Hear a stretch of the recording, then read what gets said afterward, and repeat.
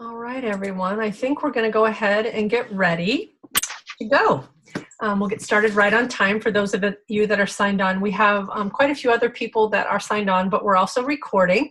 So if they might have done it hoping that they could be on, but if not, knowing that we'll send out the recording to them too. So Lucie, you'll be famous far and wide, whether in live or via recorded session. So anyway, I'm just going to do a very quick introduction of Lucie, and then we'll let her get started.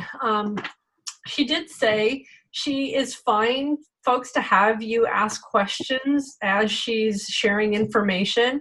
And if she's going to cover it a little bit later in her presentation, she will let you know that. But you don't have to wait until the end if you don't want to.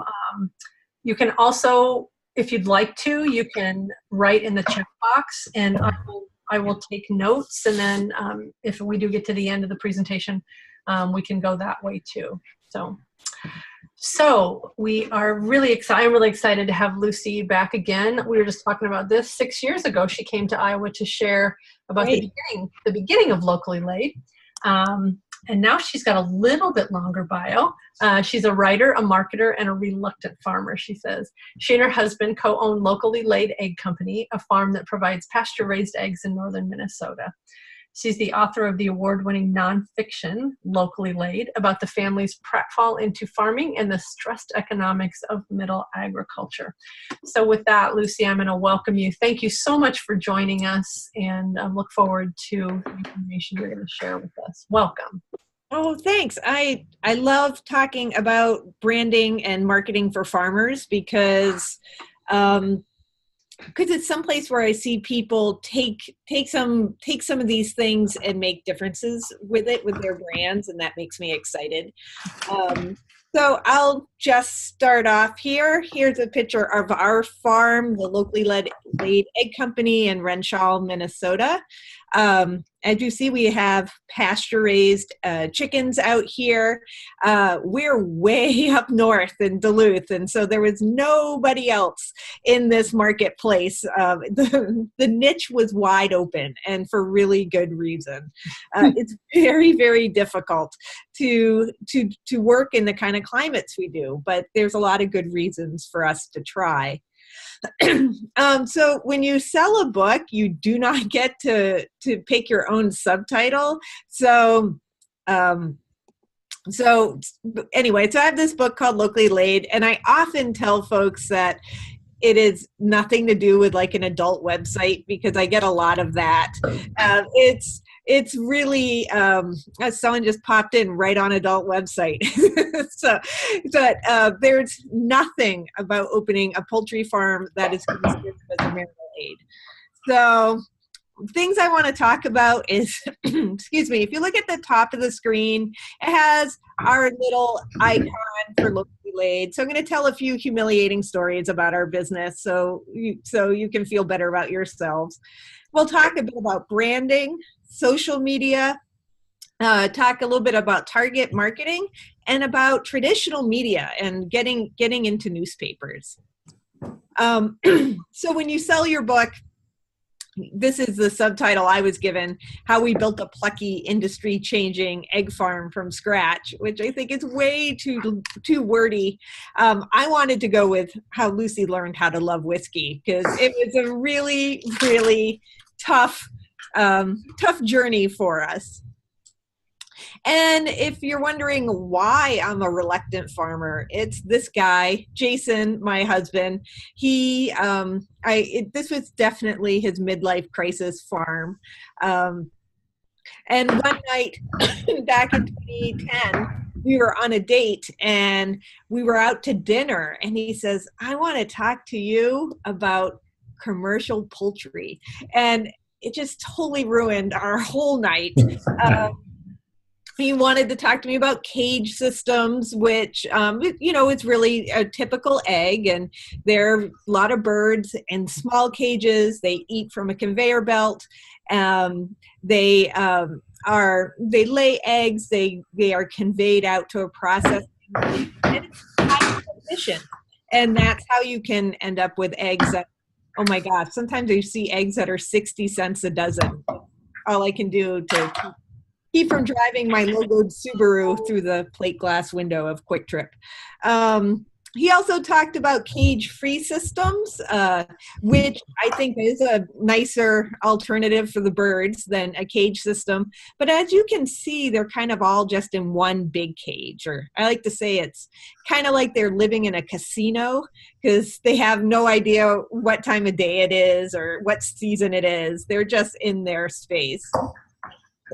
But this is what he wanted to talk to me about, doing pasture raised. And these are birds outside, and they get, the wind in the wings, but they get a varied diet, which is what makes them different from a typical egg. They get clover and grasses and bugs and what I call wrong place, wrong time frogs that jump into the paddock.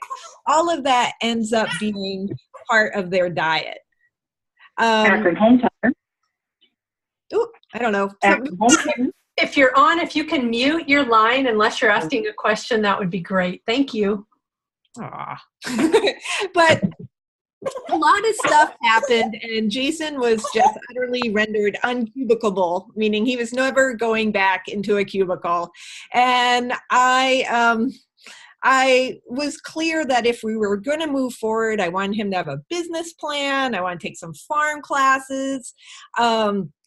And I can tell you, this is actually his brother, Brian, who works with us, who had this great thing. One day, with everything that could go wrong was going wrong. And he said, experience, you just can't Google that. And that is just the most truism that I've ever heard. Because so many things went wrong with our startup. We jumped from 5 hens to 1,800, which was a terrible leap for us, but not for the reasons that I thought. I thought it'd be hard to figure out distribution and marketing and creating a brand and all the things you have to do when you have a farm. But actually, it was really hard for us to get birds because we're not a small farm like a hobby farm that wants like 20 birds, and we're not big egg, because when we called hatcheries, they were super delighted to procure birds for us, but they wanted a minimum order of 30,000, and that just wasn't where we were at. We're thinking we want a couple thousand birds. So we ended up finding a guy on the internet to raise our birds. And if you have any takeaways from this session today, do not predicate your startup farm on a guy from the internet because he might not be a good guy. This picture is the very first day at our farm. Our guy packed up all these birds, got on the road and said, I'm on my way. He didn't give us any warning because we would have told him today wasn't a good day. It was the day before Grandma's Marathon, which puts about an extra 50,000 people on the one highway up to Duluth. And it was 102 degrees that weekend, which is unseasonably, well, it's never 102 in Duluth, Minnesota. So these birds arrived travel weary and heat stressed.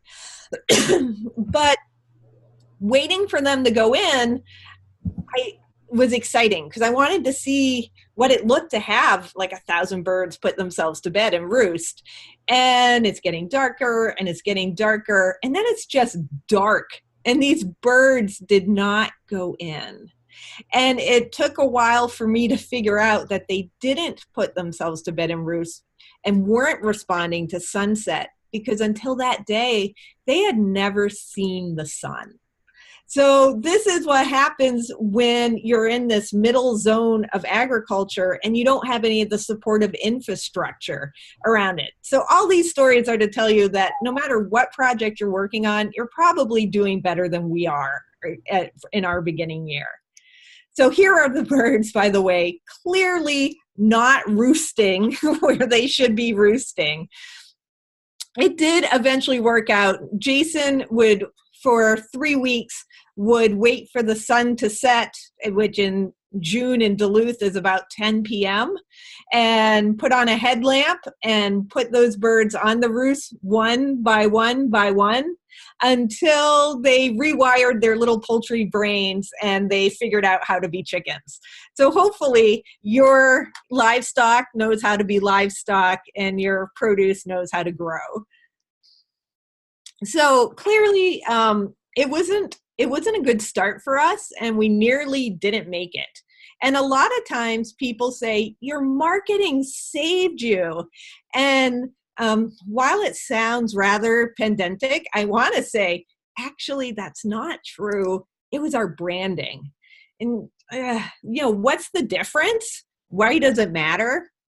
The difference is that marketing are things that you are pushing out into the world about your brand, trying to get attention. But brandings are the things that make people lean into you and thinking of you almost as a living entity. So marketing are all the things you push out, but branding are the things that invite people to lean in and hear your story. So it's like thinking about your business as something that has an actual personality. And that would mean having a voice, all of its own.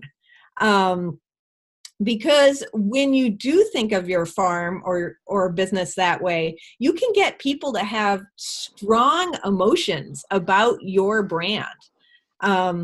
So I like to think of 3 words to define your corporate voice, your brand voice.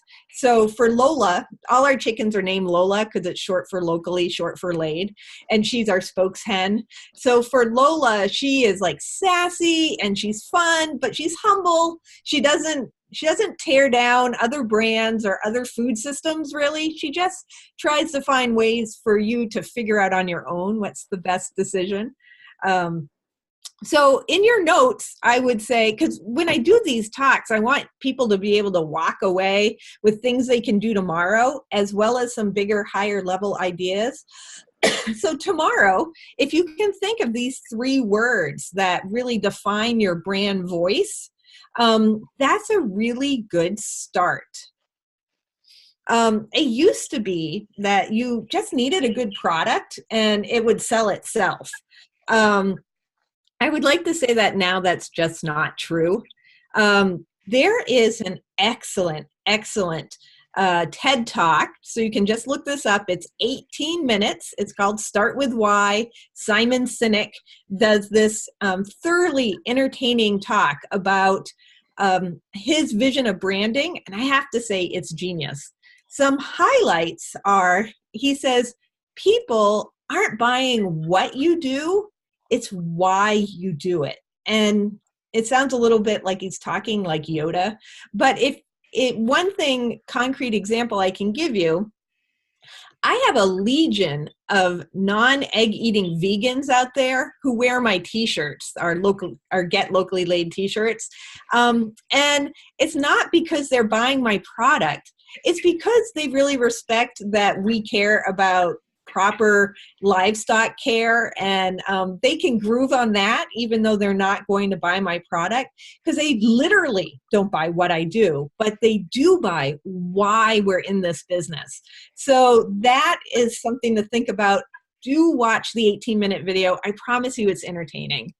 He also says people do business with those who share their beliefs, and I think now more than ever this is true.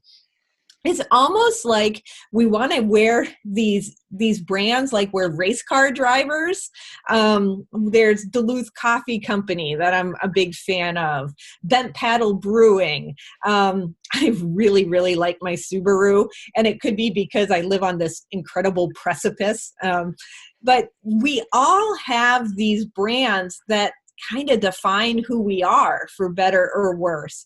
And it's trying to position yourself as one of those brands that people feel, oh, I want to buy from them, mostly because they're my people and they support the things I like. An example is Honest Tea. I wear earbuds often while washing way too many eggs a week. And I listen to lots of podcasts, and Honest Tea used to sponsor this podcast I like called Reply All. And they had a cute little quip. And when I went home, I'm like, oh, I want to learn more about this Honest Tea, see what their branding is. Because honestly, I'm not going to buy tea because I can make tea at home, right? But I'll save my money for beer, which I do not make at home. But one thing I really liked is that they had this really full website. And when you pull down on their aspirations for corporate social responsibility, and first of all, they have an aspirations for corporate social responsibility tab. So I'm like, oh, they're like pulling me in. And I love that right out of the gate. They're like, we never claim to be a perfect company. And maybe that means something to me because I happen to also own an imperfect company. And I loved the honesty there. You know, craft food is not saying that they're imperfect, even though we know they're imperfect, right? They also really use their buying power well. They right out say that they choose to buy from peoples with like an economically disadvantaged community. And that struck me. They also have this charming story of how they met. And you're like, these guys are not models, right? Like, I feel like I see these guys in my co-op, which of course I don't, but they just look like real people. One's a professor, one was a student, and they were doing the classic Coke versus Pepsi marketing challenge that is often taught in marketing school. And they were connecting over a need for beverages that were less sweet. And that was how this business started. And there was something utterly charming about that. And then I was at my co-op and I bought some kind of without thinking about it, like, oh, there's that tea. And I sat down and couldn't quite believe that I love marketing and I know a lot about marketing. I fell for their marketing. I bought their products, even though I don't buy bottled beverages. So I feel like that is a good story, that they really, I leaned into their branding and I wanted to purchase their product because honestly, they felt like friends of mine by the time I purchased their product. So they had a real why. And I want you to challenge you to think, what is your why for whatever it is you're selling? If you are in this ag space, I often say that there are easier ways to make no money. So there must be a big why behind what you're doing. And I'd love for you to play with what that why is by writing it out, rewriting it out, thinking about it, maybe rewatching the Simon Sinek video. I think it could be quite helpful. Sometimes we have a great why, but our people don't know it. And that's something we have to try to communicate in all our channels, be that in Instagram or Facebook, or when we put things on our website or get things in the news. We want to make sure it's all our messages are that kind of filtered through our why. Can people kind of discern our why through what we're talking about? One great way to do this is branding differentials, which is probably the most boring term I'll say this whole session. A branding differential is really just what makes you different than anyone else in your market space. So for me, excuse me, it's eggs. I can't tell you how many people, when we started this company, just looked at me and they're like, an egg is an egg is an egg. And I would get to go through all my branding differentials with them, talking about birds on pasture and why that is so much better. And I'm lucky that there are government-funded studies that talk about the lower cholesterol, the lower fat, the higher beta carotene, all kinds of great reasons. And I actually wrote them all out, because if you want to make this part of what you are talking about, you need to really make it just part of your lexicon. I can almost pull a string and talk to people about the benefits of birds on pastures, why we use non-GMO corn, why we source locally in addition to selling locally, why we plant a tree with every delivery. And once you really can make that part of your DNA, it becomes easier and easier to not only put in what you're publishing out there, like for Facebook or social or whatever you're doing, but just have it be one of your talking points wherever you are. And look at your packaging. Does your packaging incorporate any of your differentials? Also, it's a chore to go through and figure out your differentials, but it helps you identify your audiences. And I'll discuss more what I mean by that. It also gives you your talking points for the media. And it fills what I call your editorial uncalendar, because I don't like to make an editorial calendar, but it helps you figure out what you are pushing out into the world on any given day. And let's break these down. So do take the time to figure out your branding differentials. And I'm just at Lucie at locallylaid.com, Lucie with an IE, just to be that person. But you are welcome to email me and we can chat through your branding differentials if that's of any help to you. But these differentials are very important. So we've kind of gone through these embarrassing stories and a little bit about branding, but I really want to talk about our audiences and social and these other things here. So social it's really like a cocktail party all the time. And who does well at cocktail parties are folks who are like pulling you aside and telling you what's going on, stuff that you can't find out otherwise. Like it's really Twitter pating when somebody can tell you how things really work and what's going on with the people involved. Honestly, it's a little gossipy fun.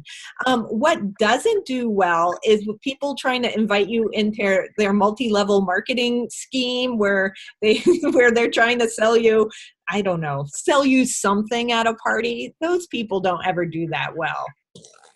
So I do have a little formula for how to create likable content on social.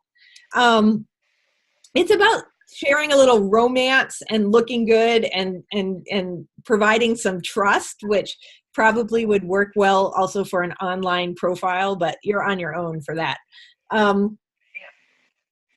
For romance, what I mean is that what is it ever it is you're doing out in the world is super interesting to people. And I mean the minutia, because a lot of us don't work with our hands anymore.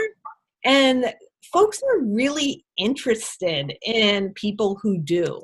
Like I will post a photo like this and it might be like 103 degrees and we're feeding birds, or it's pouring out, or it's some sort of misery, and people with no irony whatsoever will tweet at me like, you are living the dream. Like they mean it.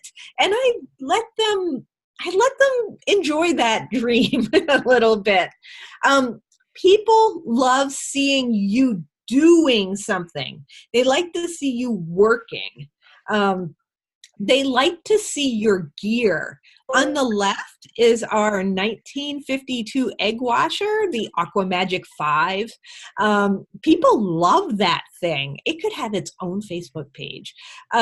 People love the baskets, which sounds surreal, but I think there's something about people can really picture holding the baskets, walking with the baskets, gathering eggs with the baskets, something really tangible. And people, I think, are missing that in their lives, because your audience is probably someone in a cubicle farm sort of wishing their lives might be different and maybe not understanding how difficult it is to be out there as a producer, but that's okay. They're still admiring us, right?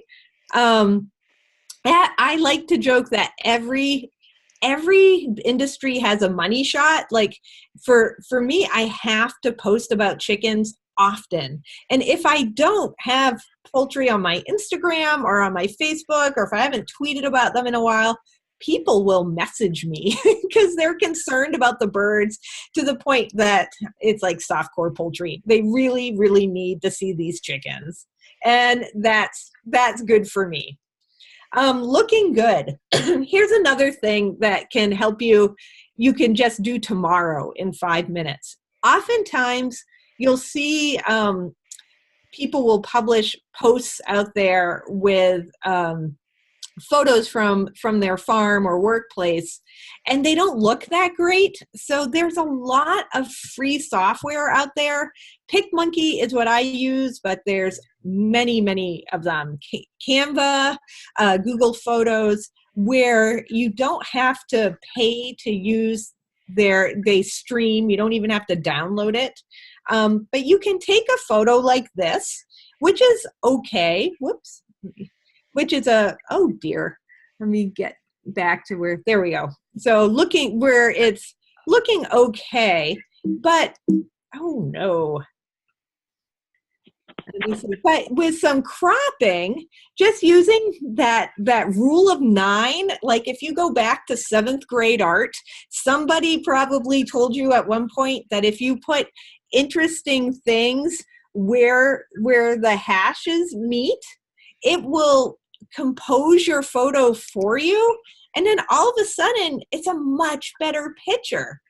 I slapped my logo on there, not that you would do that for a typical post, just to show you that with free software you can slap your logo on there, and maybe you need to make your own small ad for a newsletter or whatnot. Just you're not beholden to always using a graphic designer, and that's kind of liberating to think about. Also, Facebook is blue and white in nature, and if you crank up the saturation on your photos, it will pop more and garner more attention. So that is something that takes 1 minute to do. Trust. This is where I part ways with a lot of people. During our very first year on the farm, it was that winter was 2013, and we had, I believe it was 14 or 15 days in a row below -20. It was a bad winter. Our heated well froze, and we had to take water to water the birds from an outside hose, and then we were transporting all these buckets via a trailer, and all the lids shattered and all this water sloshed, and all of a sudden it became too heavy to move. We have to break ice with like a pickaxe so that we can get the trailer. It goes on and on. It was bad business, and I say, I'm going to share this on Facebook. And my husband's like, why would you do that? And the reason is, if I tell people in moderation when things are hard, they are going to believe me when I tell them things are good. I believe that I am like in the writing world, that's like being a reliable narrator. And that's something that my big egg competitors don't do, right? They're not telling you when things go the least bit wrong. But if I tell people this story, they'll become really engaged. And I had dozens and dozens of people messaging and honestly giving not all that helpful advice. But the thing is, they wanted to be involved, right? They cared. All of a sudden they were invested. They also saw how much work it is to do this kind of farming. And that was just really wonderful, the kind of reaction we got. Oh, I was invited to the governor's mansion, and so I wore heels. I never wear heels. And I was bringing our governor some eggs, and I tripped and I fell, and I broke a whole bunch of eggs. I could post photos of me being an idiot every day of the week, and people would appreciate it. There's just some humanity, I think, to when you show people that you are human too, that goes a long way. I always say that you want to show that what you do is hard and has value, but you don't want to tip into a cast member of Jackass 3. So after I had the success with the post with the Frozen trailer, Jason kept sending me photos of like other stuck things at the farm, and I'm like, no, you just want to show a little bit of your humanity. You don't want to show people that you're just incapable. So you'll find your own balance with that. I always say that people will just identify so much more clearly with your hot messes than your successes, because they want to see that they also can succeed, even though, things aren't always perfect for you. We had a giant storm in which we lost power. And we have this great big cooler at the farm. I call it Egg Arctica. No one else at the farm calls it Egg Arctica, but I'm going to try to make that catch on. But Egg Arctica was off, and we called our partner Whole Foods Co-op, and they immediately took all our eggs. And what a great opportunity to take this adverse thing. You don't really want to advertise, all my eggs are unrefrigerated right now. But it was great to show them, hey, we have these relationships, and what a nice shout out to Whole Foods. And you can see it got a lot of traction, like 271 people engaged with it.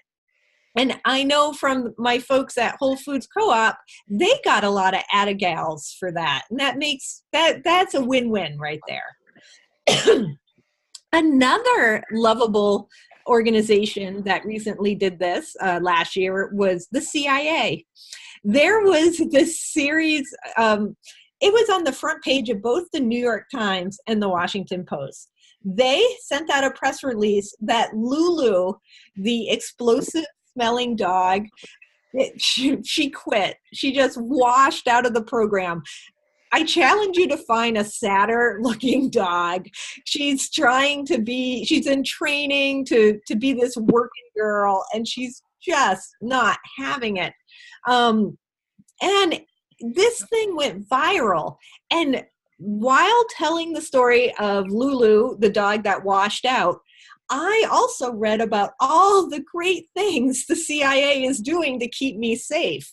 And I was like, wow, you win, CIA, because I actually do like you a little more than I intend to. But that is just showing that their dogs wash out on the surface does not seem like a great story. It was the best story. So just something to think about. I also try on my social media to be the news source for my industry. I have reporters who say, yeah, if something breaks like on a farm bill, I always check your stuff first to see if you tweeted about it, because I know that you watch this. I set up Google alerts, so every day at 5 a.m. in my email box, if there is a news story about some of the things I care about, like bird flu, I don't know, feed, all these things that are germane to me, then I have something to comment on. And I like being that news source for my customers. And also journalists know they can call me and I'll probably have a comment, because that's really important. We'll talk more about that later too. So we've talked a little bit about branding and social, but I'm excited to talk to you about audiences. Your peeps. I mean, who are your special people? I do a little bit of marketing consulting, and I often tell people, I often make people go through an exercise to think, who are your people? Because it's not everybody. Who are they and what do they care about? Those people wearing your brand on their NASCAR outfit, what are their passions? really, it's who's your audience. You know, if you ask a lot of people that, they'll often say, everybody, my product is great, everyone wants it. And the truth is, that's just not true. But that's okay, because if you tried to market to everybody, you'd go broke, you'd be super frustrated. You know, my eggs are a really good example of, they're not for everybody. For a lot of people, paying $4 for eggs is ludicrous. And you know what? That's okay, because there are other products for them. My joke is that I sell eggs, and some of my competitors might sell egg-shaped products, but in general, I don't say that. So one thing to think about when you're looking for your people, I did it by writing my mission. And I wrote my mission while wearing the earbuds, washing thousands of eggs, and it took me a year to write. So it's a bigger task than it looks on paper as, but it took me a long time for me to realize that, like, for me and for us, it was really about feeding people in our localities and treating birds well and thinking about our bigger impact. And I've learned a lot about this geeky subject called agriculture of the middle and how it strengthens rural communities. And I'm stupid passionate about it. So it ended up in our mission. But the coolest thing happened. I realized that I found my people in my mission, and I didn't intend for that to happen. But all the categories, the demographics of the people who care about my eggs, and more than likely, there's a lot of overlap with the folks you feed in whatever capacity. There are people who care about animal welfare, and people who are fantastic gourmet cooks, or people who are really health conscious.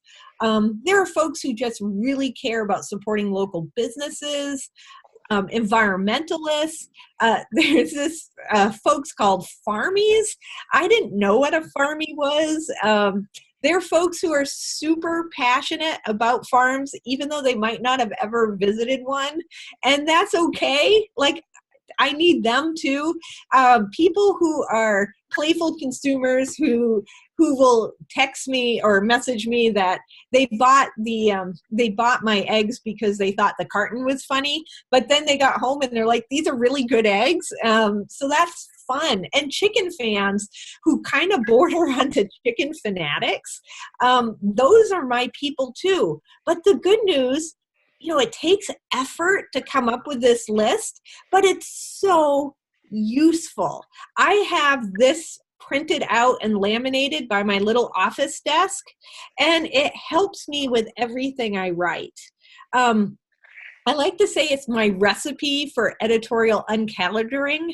And what I mean by that is there's a lot of businesses that have a very strict calendar on, like, well, on Tuesday, November 9th, we're going to talk about Thanksgiving is right around the corner, or, you know, they have very strict calendars. And I do an editorial calendar kind of the same way I make dinner, in that I open up the fridge and I sort of survey what's in there. And what I really do is I'm looking for my peeps, like some of those people, those groups of people, like localvores or my chicken fans, and kind of pulling out a differential about my product or my why that I want to feature in a post, and thinking about what sort of stories happened in the last few days. What sort of visuals do I have to marry this with? So I put together like a little recipe card that I have my peeps. So let's just say my animal welfare folks for this example. And a visual that showcases either a differential or something we're passionate about. So this really simple photo is one of our birds, Lola, in the winter. She's in her barn, but we have built a free choice hay dispenser. And what that really is just a box with chicken wire on it where she can pull, strands out at her leisure. And I'm telling the story. So I'm adding my peep, my visual, my story. And I'm just saying that when the weather doesn't cooperate for the girls to play outside, we're giving them things to do with their free choice hay dispenser. And it's a way for them, they end up pulling the hay instead of all their sisters' feathers, not cage-free, pasture-raised. So that was like a little example. And you can see I got engagement. It did really well. I didn't put any money behind this at 287 folks. You can see that there's a lot of shares. Shares really show your level of engagement. And it's, people had funny things. My mom should have had this, so I would have stopped pulling my sister's hair. People had fun with that. Whoops. Another one, using my locavores and my small business fans and my farmies. This is not an actual photo because Jonas, one of our partner farmers, wouldn't want me to take his photo because he's an Amish gentleman. But this really, really looks like Mora, Minnesota. And Jonas had been renting his farm for all of his adult life. And with the strength of his locally laid contract, he was able to buy his farm a couple years ago. And that's like goosebumpity cool. That's just, it's really middle agriculture at work, keeping a community strong. And the story about that is one of our Amish partner farmers that always rented, was able to buy his farm. And that did really well. I did put some money behind this. I think I put $20 behind it, but I had a huge reach, a lot of shares, and it really did a great job of digging into our why, like why we do what we do. So that's something for you to consider because, just doing still life photos, excuse me, rarely work. I can put this on here because this is my friend's store, Lake It. And I'm like, oh, I'll help you with your social. And I took what I thought was this super arty photo of hand cream.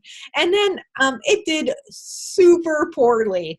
And I'm realizing that I am the audience for hand cream because I often have really cracked, nasty hands from farming, all these farming activities. And I'm realizing I wasn't thinking of her audience. I was thinking of me. So, and good news, there's a lot of pixels out there on the internet.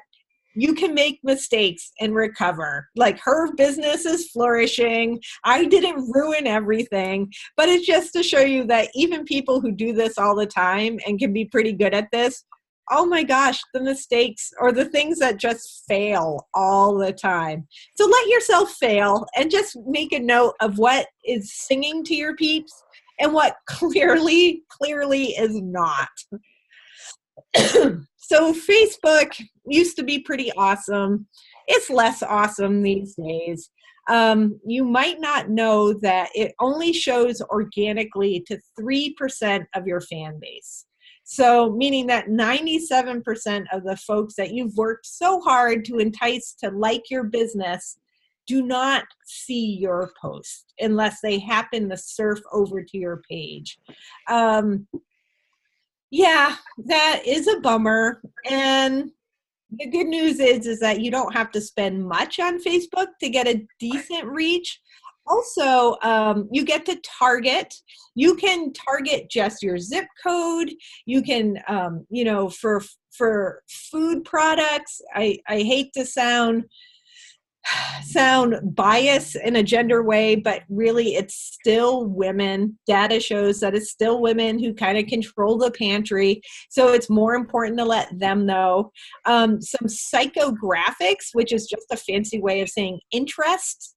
You can show to people who are interested in natural foods or who are maybe interested in the kind some sort of specific thing that you're doing, and Facebook will help walk you through this. It's worth learning to do.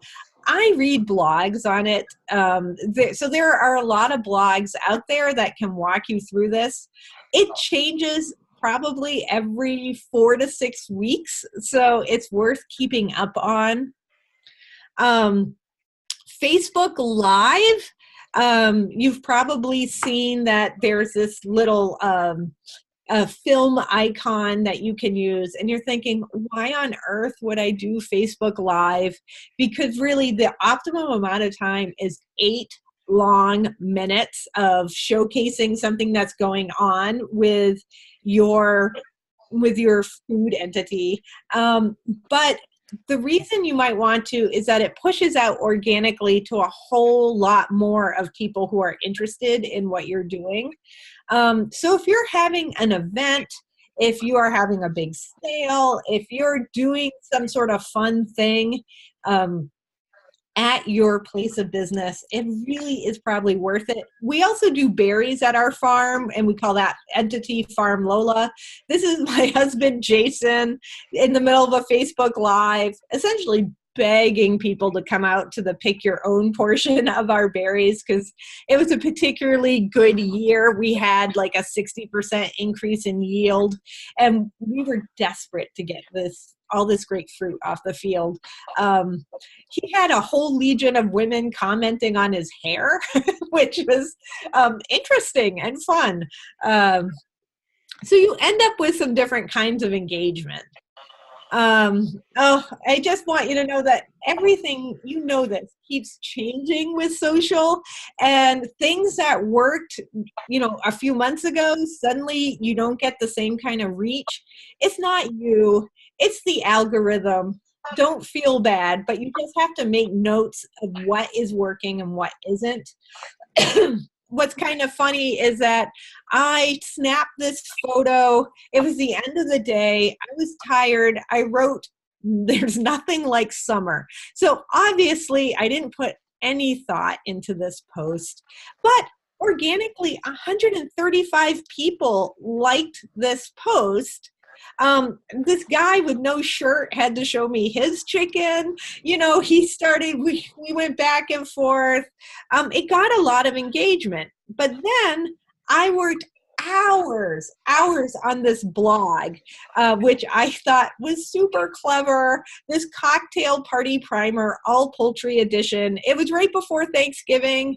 People were really concerned about what to talk about with their family during a politically charged time. So I wrote this blog with all these chicken facts and put a lot of time into it. And can I just say, not very many people liked the blog, like 20 people, 2 lousy shares. I probably put 8 hours into it. I even put money behind it.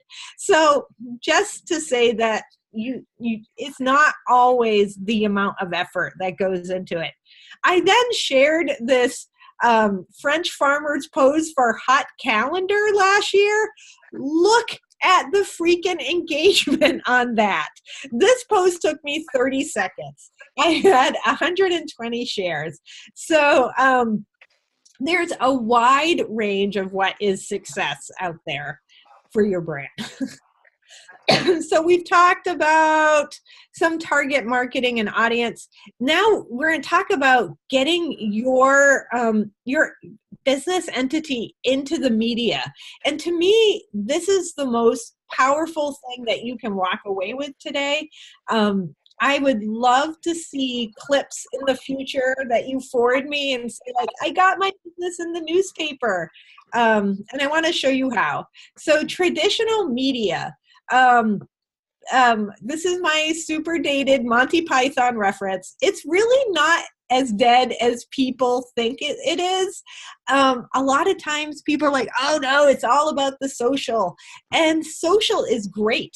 I love social. I think my business was saved by social media, to tell you the truth. However, lots of people did not find me on social until they saw me in the news. And I want to show you how to do that. So when you have a news story, another term for that is called earned media. It used to be called free press. Now they call it earned media because it's a lot of work to get, but it's worth it. It's far more influential than any ad I could buy. This is just showing an article that was in the taste section of the Star Tribune.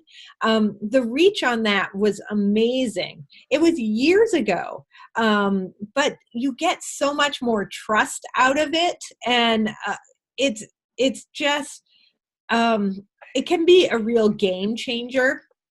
And the impression lasts longer in that I will meet people and they're like, didn't I see you in the paper last year in the taste section? And my answer is always yes. But actually, this is like a 5-year-old thing now, but people remembered it. So when I talk to folks about this, people are always like, but I'm not doing anything. I have nothing to tell the newspaper. And then I talk to them about my newspaper experience. Duluth News Tribune is my area paper. It serves about 100,000 people. So it's not like a dinky paper. It's a good size entity. And one day I woke up and there was, I'm not kidding, a giant above the fold picture of kittens. Kittens! And that's where I realized that no matter what you're doing as a business, it's as important as kittens. I'm not going to say it's more important than kittens, but it's really, if a paper of that size can have kittens on the front page, you're out there creating food. You deserve your day in the sun. So you need to get a media hook. Excuse me, I have a cold. And the first thing I'm going to ask you to do is start reading your paper regularly, which for a lot of people, that is almost like a deal breaker. But there's a good reason to do it because, and I do think you should subscribe, because if you have a little bit of skin in the game, it's going to help you when you're making a pitch. Not that they know you're a subscriber, but you know you're a subscriber and you're all kind of part of it. But you start turning these bylines into like human beings. And then these human beings can become friendly acquaintances or downright friends. What I think everyone should do is you should be reading the newspaper, looking for things in your business segment. And when you have a genuinely nice thing to say, write to email the person who wrote it. I used to write for the Star Tribune, and the number of people who would write to me about an article, oh my gosh, 1 million people, almost 1 million people would read the paper or see the paper, and I would maybe get one response, maybe two, and one of them would be hate mail. So if you write to your reporter and you have some sort of, your header is something like great article on fresh fruit, and then you write about something genuine that you liked about the article.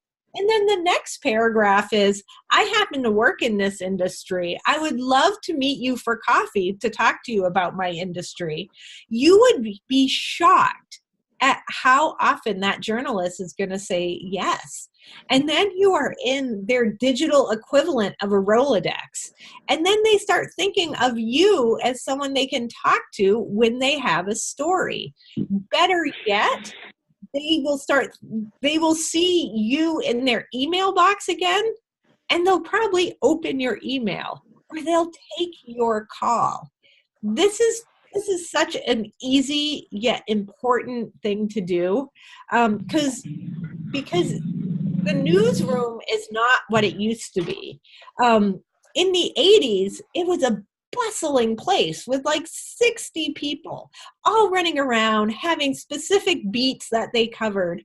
Now it's shrunk down to maybe 12.5 people. And in addition to covering their beats, they're also writing blogs. They are They are servicing a Facebook page, an Instagram page. They might be tweeting on behalf of their paper. They have so much more to do. And the good news of that is that they are really open to having a well-crafted pitch given to them, because if you can tell them a great story, it's going to help them get their job done. And honestly, they want to feature local businesses. Another thing you can do is, for your editorial uncalendar, as well as talking to journalists, is know your commemorative days. I know this sounds silly, but to take like a few minutes and figure out what days are out there. We just had International Egg Day. I didn't get a news story on it, but it certainly gave me something to post about. But it can be a really great hook. For National Farmer Day, you can invite someone from the press out. There is probably, if there is a root vegetable month, there is probably a commemorative day for whatever you're working in, and it helps a journalist have a hook to write about. There's a few ways that you can create a hook. One is to take a national story that's going on out there and localize it. You can, like for Farm Lola, we have raspberries, and there is a terrible pest called the spotted wing Drosophila. You likely have heard about it. And we started working with our university to do some natural pest control. And we got a lot of great free coverage. We were on all 3 of our news stations for TV, and we got a great article, front page article. So all these people started thinking about us as being a great place to do pick your own berries. So that's taking a national story and making it local. An over-the-top visual, like there is a can drive going on, and the media loves to come out and have a great, big, fun photo that they can put out into the world. So if something is going on, if you're having an incredible harvest of something, think, would my media person like to know about this? If you have a perennial story, like Thanksgiving comes every year, and your local media is sick of writing the same story, is there some Halloween thing that you're doing that they can write about? Thinking about all these same recycled news stories, how can you make that more interesting for them? Because I tell you, they're looking to have something more interesting to write about. I'm all about offering a great visual. And I tell you, I love this visual here, because this is a farmer's market. And this farmer's market offers a kids program where you take a zucchini and you turn it into a little roadster car. And then you take that roadster car and you race it. I love everything about this actual news photo. For one thing, you have your volunteer, and she is wearing a logoed t-shirt that says exactly where she is. You have these darling cars that the kids worked on. You have this drama unfolding on their faces as they are racing this car. I love this photo. So think, instead of just saying we're having some kids activities, can you tempt one of your photographers to come out and get this photo? I often will email the photographers separately, and I'll just say like, hey, I think there's a potential for a great essay coming up. You might want to get out here. They have a whole lot of influence, and sometimes get their reporter to come out with them. Something new, new is a great news hook.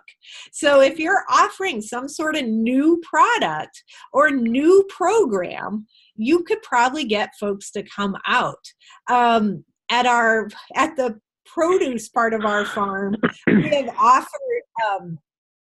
have offered weed dating.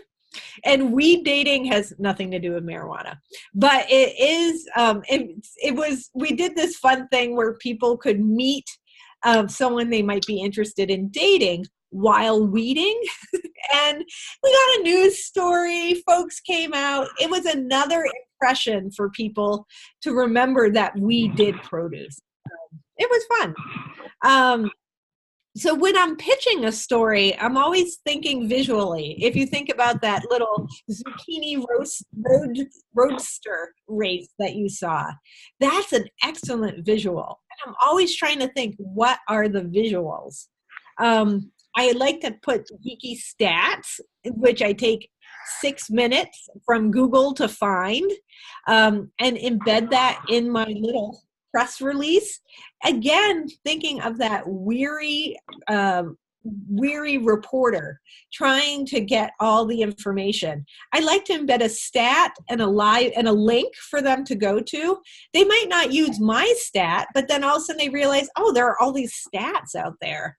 I try to put a quote in, be it from me as a farmer or someone else that maybe a consumer. So they might lift the quote if they're really busy, or they'll know that they can call that person and get a fresh quote. When I am sending out my news release, I always embed a photo. I don't attach it. If you attach things to a media outlet email, it might get picked up by the spam filter and not make it to your reporter. But I embed a photo. It doesn't mean that they're going to use that photo, but they're people too, right? So you are kind of marketing to them visually.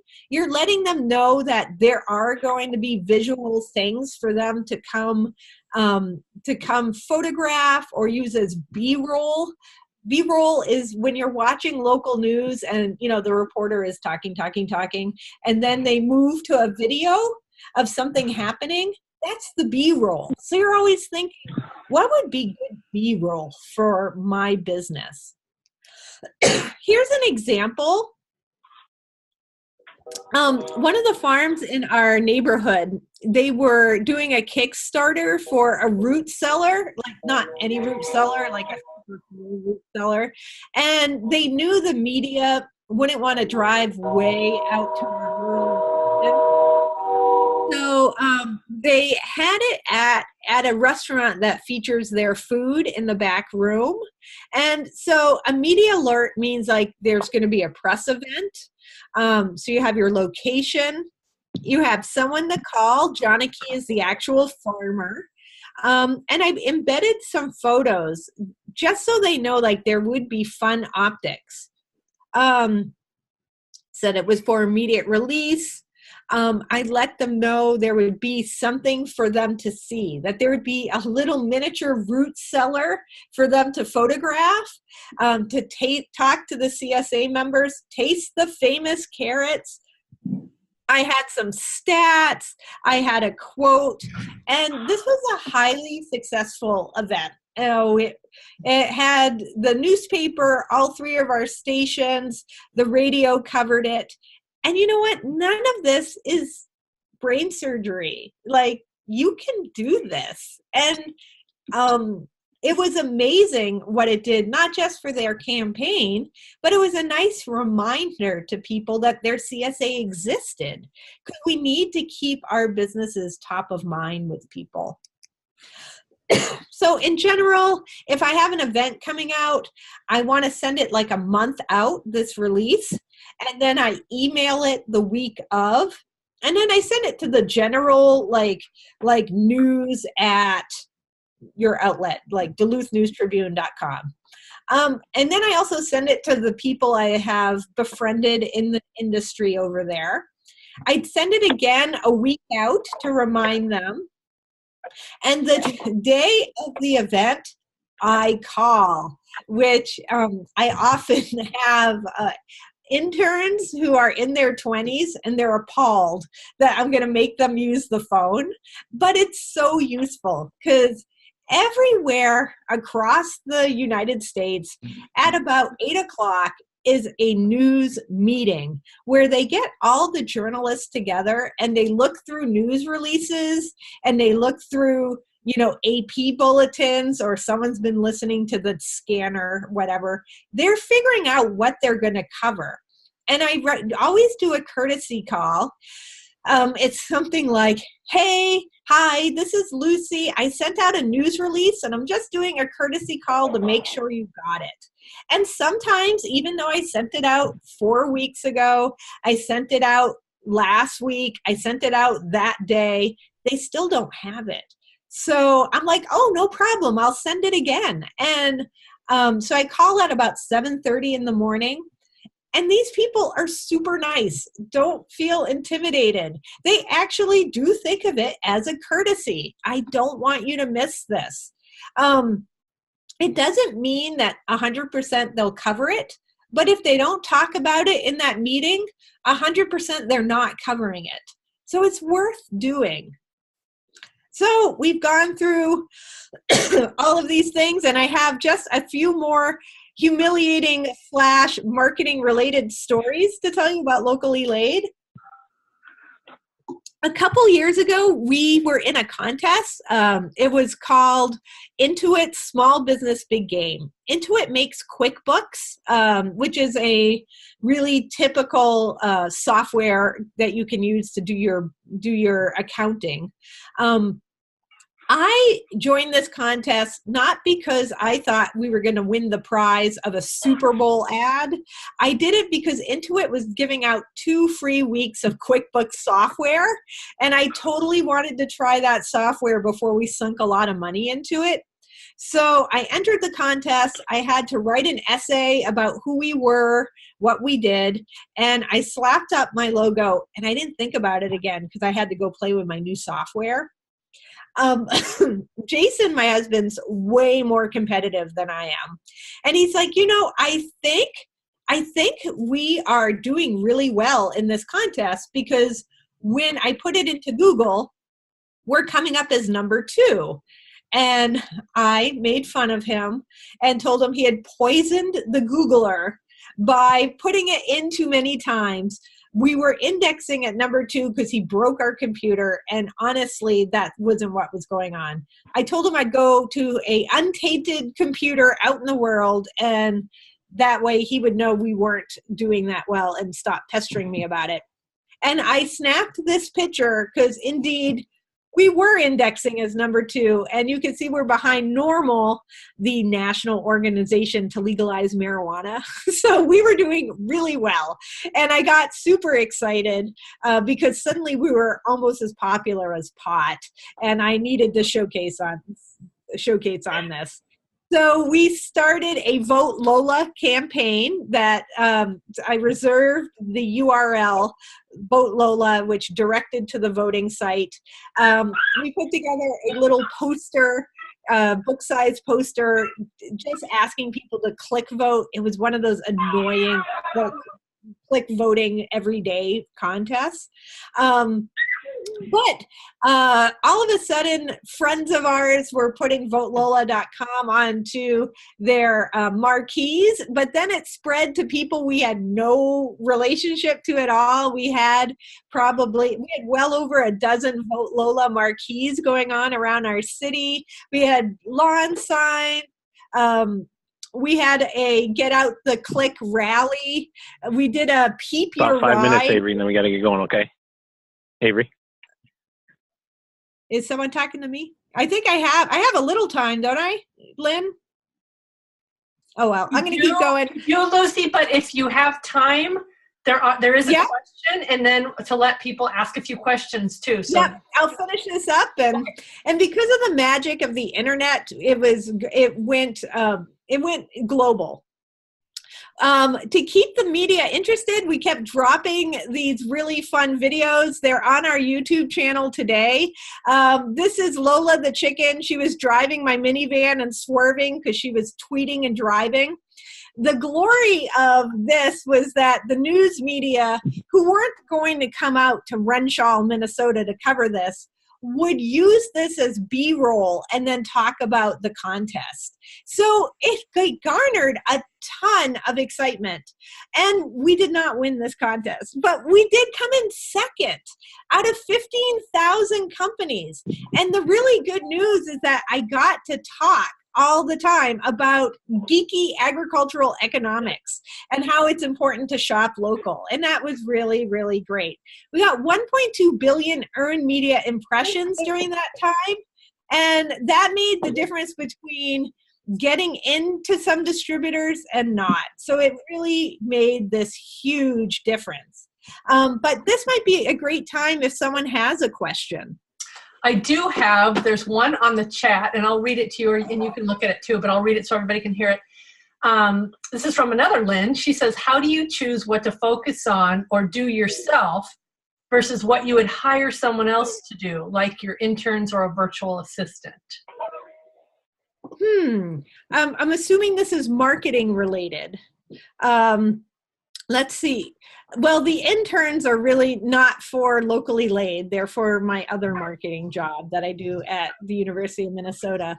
But, you know, a logo is something that I think is, I can do some graphic design, but something that is so important like a logo, I definitely would hire a graphic designer for.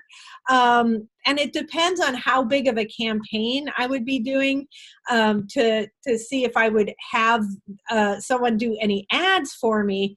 But my packaging really is like a little mini billboard of what your product is, and that is really worth paying someone to have a good package, to the point that I even did a very small focus group on my packaging to make sure that my naughty name, Locally Laid, didn't really offend all the people that I was trying to work with. So I guess those are things that I think are important.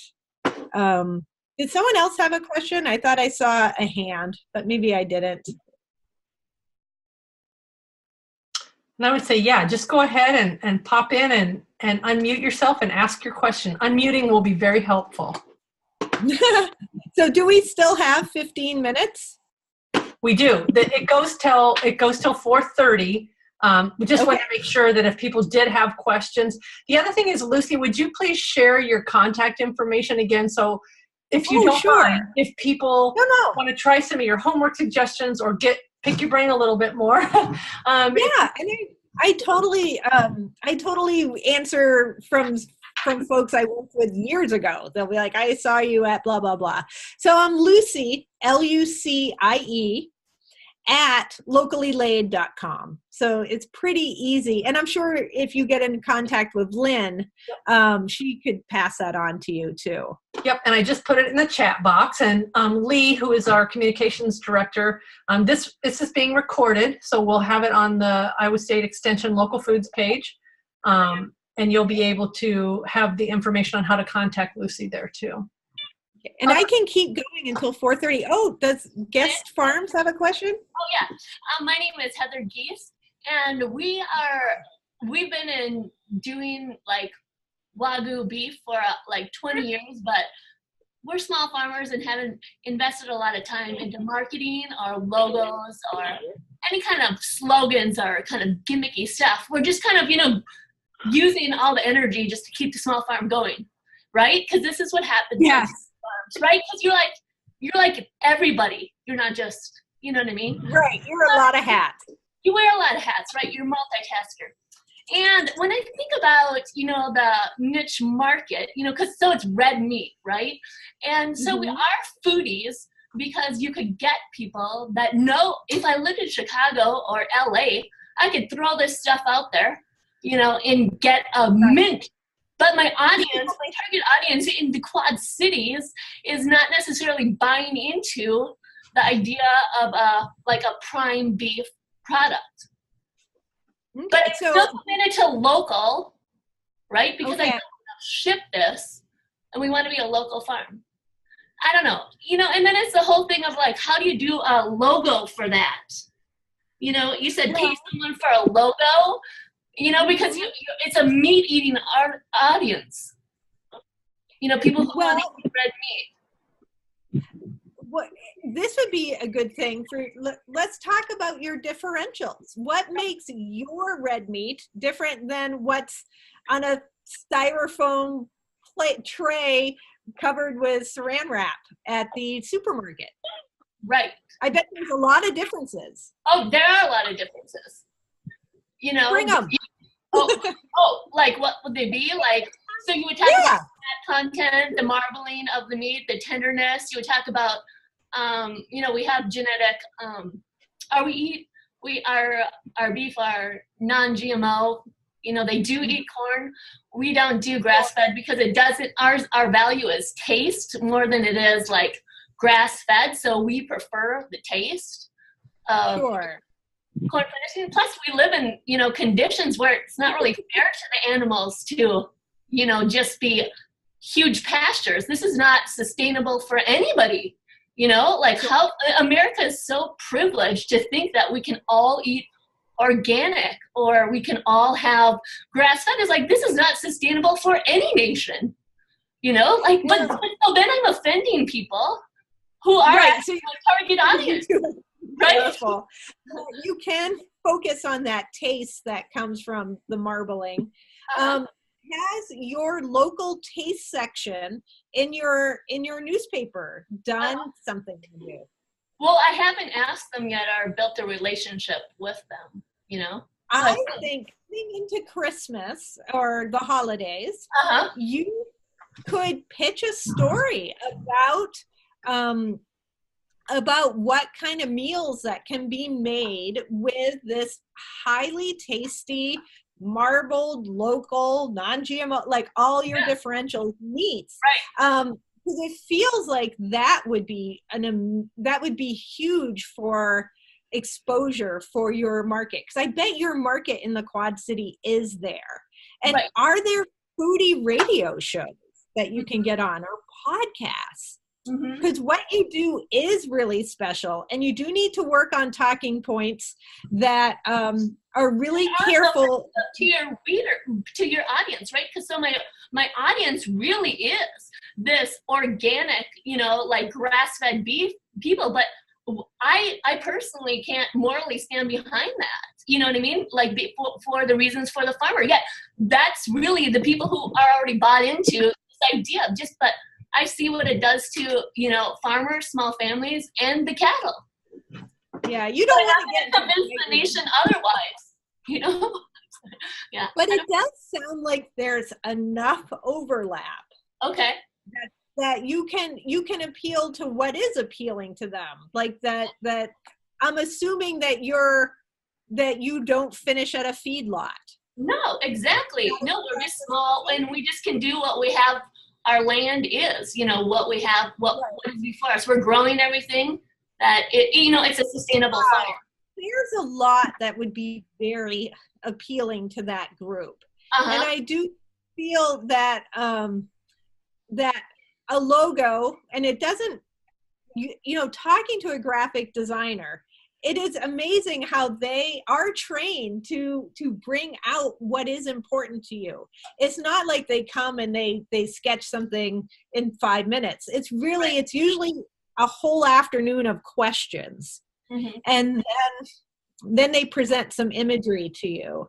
Because it feels like if you had some talking points in which you did not head on challenge your people, but brought out the things that are some things that are important to them, and wrote some press releases. You can invite the press to your farm when it's media ready, and you can pitch a story about the food to table aspect of your product, which sounds incredibly local. Right. I'm excited for you because I feel like you have a lot to work with. So I'm trying to work on it, and I have written a whole bunch of stuff. And good. And look, you're here right now talking about it, and you don't have time to. So kudos. you're heading in the right direction. Mhm. But I do think that taking some time to write out your differentials, write out talking points that align with what your customers want, your people, making some relationships with your local media. So the taste person from your newspaper, most TV news has some sort of like green segment to it. It's called different things in different areas, but there probably is one, or a cooking show on your local TV. I bet, that's a foodie area. I'm sure there's a foodie podcast. Mm-hmm. I like your shrug, maybe, but you could find it. Sure. I don't even. Where do you find foodie I don't even do podcasts, right? I'm born in like 74. Like, I'm not totally into computers. You know what I mean? Just I'm saying, like foodie podcasts. You just. I'm older than you. I'm enough older than you that I'm not going to say, but you are. But a Google search of podcasts in your area. Yeah, I'm okay. Okay. Well, Lucie, let me ask you, and let me jump in. Daniel said to everyone, he said both Tim Tebow's diet and promotion recently and the video on Netflix, The Magic Pill, would both be of great interest or promotive ideas to Geest Farm. So go in the chat box there, and that might help you. And then there's and he said red meats are in, especially grass-fed, carbs are out. But then Nicole has a question. And she said, if you are a diverse business like theirs, which does a garden center, eggs, and 3 acres of produce, how do you divide your time advertising your brand? How do you give all areas of your business the best division of your marketing dollars or social media time? Well, I'm hoping Nicole has like an overarching brand that she can dangle the things underneath, like such and such farms, and Nicole can chime in if she's still around, so that would be more seasonal, that the produce would be a spring push, and eggs have some seasonality to them as well, but not as, the season for produce is short. So locally laid and Farm Lola, in the summer, it's Farm Lola gets more money than locally laid, because I can make up for my eggs in the winter during baking season.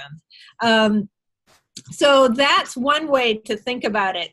I wish I knew if she had an overarching brand to work with, because then people can start thinking of them as that diverse farm that they are. While I don't, for our business, being at farmers markets isn't a great money maker for us, but it is a really great way to drive people to go do pick your own. People will be like, oh, I had no idea you had a berry farm. So I almost use it as a marketing tool more than actually being this giant money maker, is that it's an audience gatherer too, and gathering all their emails from people who are willing to give them, so that I can do some marketing that way too.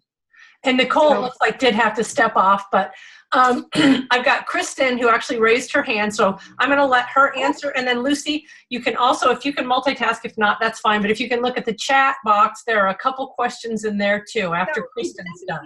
Right. Okay. I hit ID and then I go to more. If you go, yep. But if we'll let Kristen go ahead and ask her question, since she's here too. Great. Thank you. Can you hear me okay? We can. Yes. So I'm wondering if you can speak at all to any collaborative marketing endeavors. I'm speaking from a little bit of a unique perspective. I'm the coordinator of a collaborative farm, like an incubator. So we've got 5 businesses all doing the same thing. But so I don't want it to be totally about that model, but if you have any, any thoughts about either supporting other farms in marketing or any type of ways that farms can share the burden of doing that task. Well, I do think that the Wellstone, we all do better, when we all do better. We tend to partner up with some farms in our area. There's not all that much overlap for products, so we kind of market ourselves as the Renshaw bread basket to the Duluth region.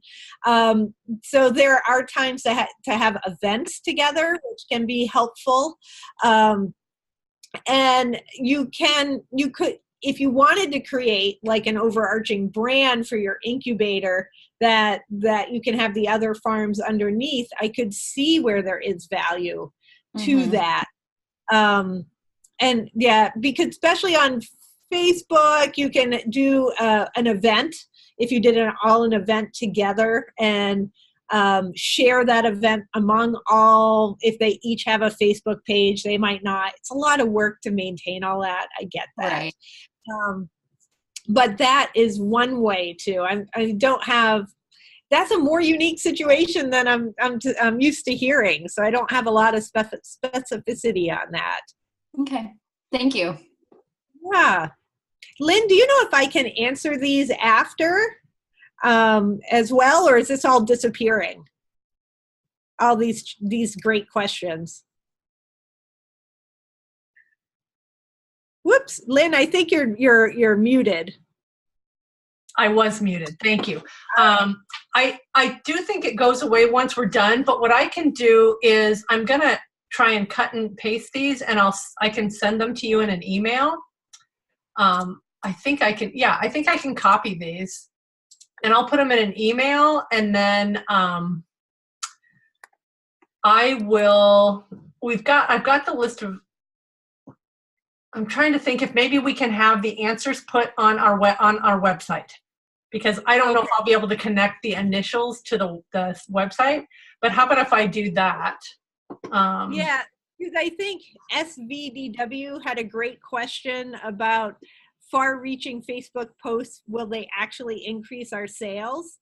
And I don't know if you mean far-reaching as in within your community, because you can specify just a target zip code for that, so that way you're really concentrating within an area.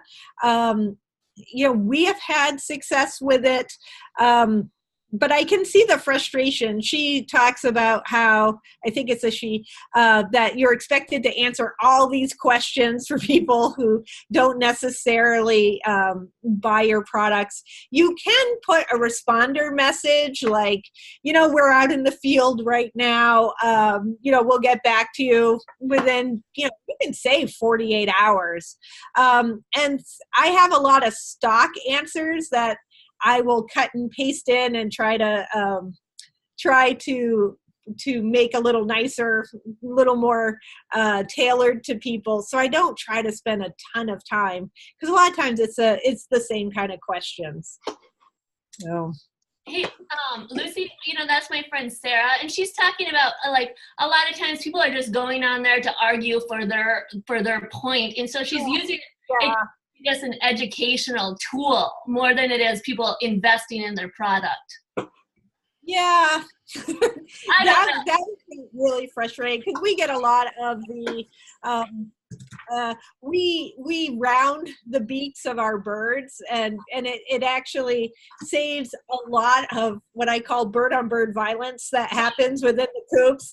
And sometimes people very passionately, people who you later find out are vegans and would never eat your product anyway, they do want to come poke at you.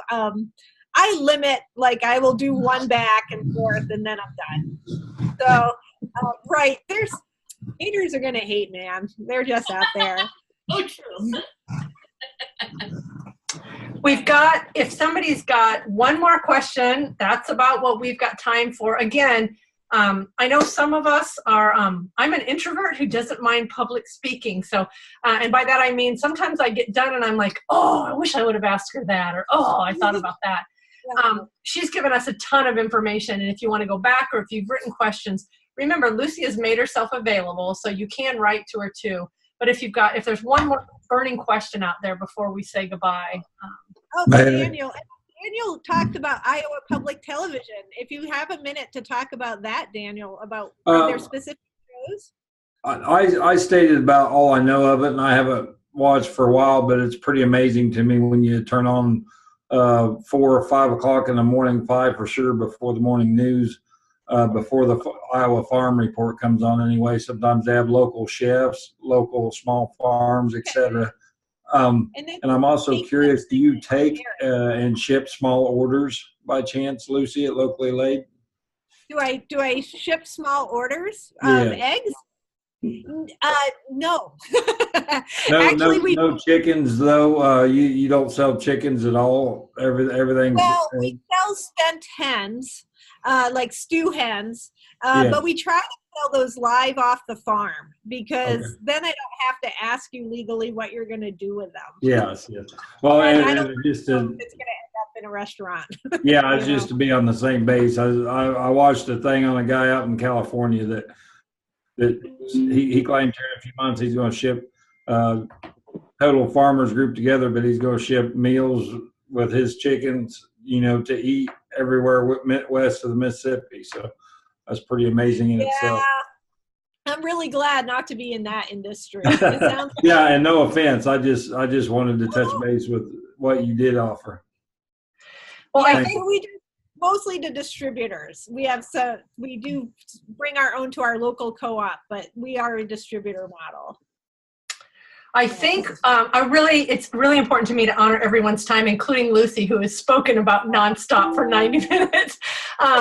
This has been amazing. I think it's been incredibly helpful. We've had it recorded. So again, we will go ahead and post this up. Lee said she can also do it Facebook Live. It will be, I think, on our website. Sometimes that takes a little bit longer because we have to close caption as a university.